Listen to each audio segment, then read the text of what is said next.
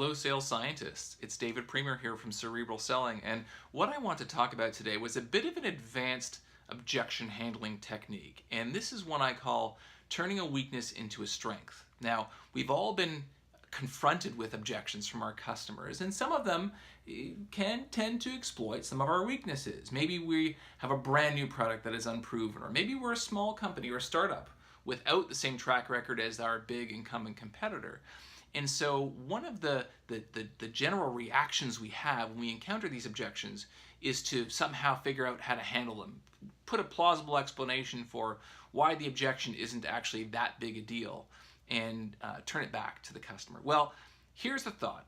Instead of defending that weakness, turn it into a strength. Turn those weaknesses into strengths. So imagine this. Imagine that you are working for a small startup, right? Fledgling startup, just starting out. And a customer says, you know what, I'm a little bit uneasy about doing business with a startup like yourself. Turn that weakness into a strength. Now, this requires a lot of conviction to go back to the customer and say, well, you know what, I totally understand your concern, quite valid.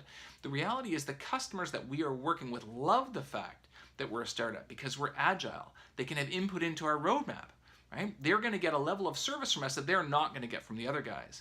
And again, pulling from my other objection handle around, hey, look, this isn't for everyone. This may not be for you.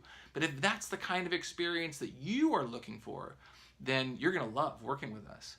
Now, on the flip side, imagine you worked for a bigger company. This actually ironically happened to me when my third startup was acquired by Salesforce, and all of a sudden, overnight, I went from working at a small company to a big company and then had to defend myself against, the startups that I was just the other day.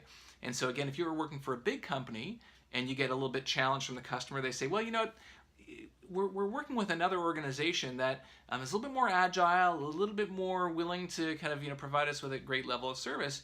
You might turn that back and say, well, you know what, turn the weakness into a strength, the perceived weakness, and say, hey, I totally understand that.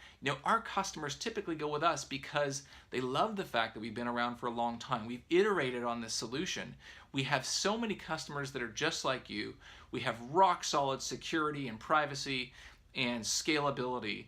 And again, this isn't for everyone, but if that's the kind of experience that you're looking for, then you would go with us. And the beauty of this is that whatever your weakness or perceived weakness is, you can turn it into a strength. And at the same time, you're going to attract the attention of like-minded customers. To be honest, we can't be everything to everyone.